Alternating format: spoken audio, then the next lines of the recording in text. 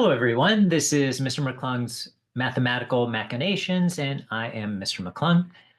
Today, we're going to go over exponential functions. In particular, we're going to look at the initial value of an exponential function.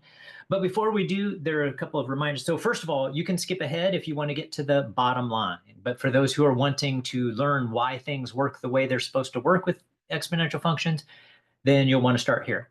But otherwise, hey, skip to where you need to based on your current needs. So we're going to start off by evaluating these exponential expressions. So notice that we have a couple of examples here. 2 to the 0 is equal to 1, and 3 to the 0 is equal to 1. So what do you suppose 7 to the 0 equals? And if you said 1, that is correct. And then what do you think about 6 to the 0? Also 1. 53 to the 0? Also 1. And 527,619 to the 0 power also equals 1. Notice these have feedback here. So each one of these will then say that they are correct. Okay. All right. And then as a summary, any quantity to the 0 power, other than 0 to the 0, by the way, which is undefined, is equal to what value? It's equal to 1. So that's very important for understanding the initial value of an exponential function, which, by the way, if anybody would like me to do a video on why numbers to the 0 power equal 1, I can do a quick proof of that. It is different than the way a lot of other teachers would show it with patterns. It's an actual proof, but it's quick. And then why 0 to the 0 is undefined, I can also do that. So let's move on to screen 2. All right, so now we're taking a look at some exponential functions. So I'm going to separate this out let me get rid of the blue ones for now. We'll look at just the red ones. So notice all of these are starting off relatively flat, growing quickly. And so these are exponential growth functions, going up to the right. Okay?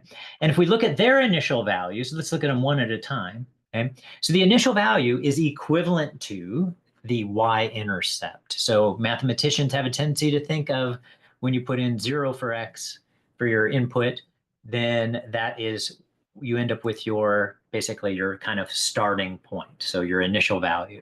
So notice the initial value for f of x would actually be called 3, and the y-intercept is 0, 3. So let's focus on this 3, the y value. That's the initial value. So when the function is f of x equals 3 times 2 to the x, that initial value is 3. But then if we look at f of x equals 2 times 5 to the x, that initial value is 2. Look at that. Here it's 3, here it's 2. If we look at this one, if you were to predict, it looks like it's the coefficient in front of the exponential. It looks like it's 4. Let's see if that's true. Let me blank these out. So this one, oh, sure enough, that initial y value is 4. Let's see if the same is true of exponential decay functions. So if we look at exponential decay functions, let's see if this coefficient 5 is the initial value. So notice these are decay functions that are decaying towards a y value of 0, which is the x-axis. Okay? So let me get rid of these. So look at this. Predicting that is the initial value 5. And we can actually see that right there. There it is. It's 5. Is this one 1.5? Yes, it is. And is this one 6? Right there. Yep, there it is. So that y-intercept, 0, 6. So we have an initial value of 6. So it looks like, hey, the initial value is actually just the coefficient on an exponential. Okay? So let's take a look and see if that appears to be true when we're just making these calculations, right? So we're going to go ahead and just answer these problems right here, and then we'll explain why. Okay? All right. So we can see here, hey, the initial value is 7. The initial value is 15. What do you suppose the initial value is of h of x? 4.2. Again, it's this coefficient in front of the exponential. And we can check here, it's correct. Okay. Here, what do you expect to be the initial value? Yep, right here in front, the 300. So that coefficient.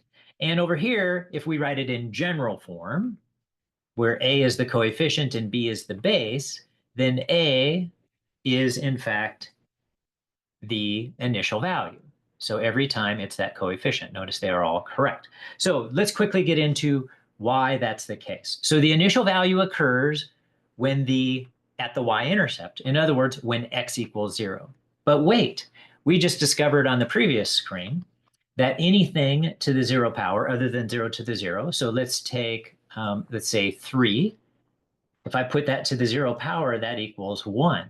So in other words, when we put in x for an x value of 0, 3 to the 0 is 1, and we have 15 times 1 is 15. Again, put in x equals 0 here, here, and here to get the initial value. 33 to the 0 power is 1, and 4.2 times 1 is 4.2. For 2/3 to the 0 power, that's also 1. So the initial value is going to be 300 times 1, or 300. And then b, as long as b isn't 0, and if b were 0, this would not be an exponential function. B cannot be 0, or 1, by the way. So if I did b to the 0, once again, this is going to equal 1. A times 1 is a, and that's why the initial value is what it is. It's because when we plug in x equals 0, the exponential part of the function will always equal 1, and then 1 times the, we'll end up multiplying 1 times the coefficient. So the coefficient of an exponential always ends up being the initial value, and it lets us see what the y-intercept is as well. Going back to that screen, we can see, let me move this over. So if I make this one appear, that if the initial value is 2, then the y-intercept is 0, 2, right? The x value is 0, the y value will then be 2.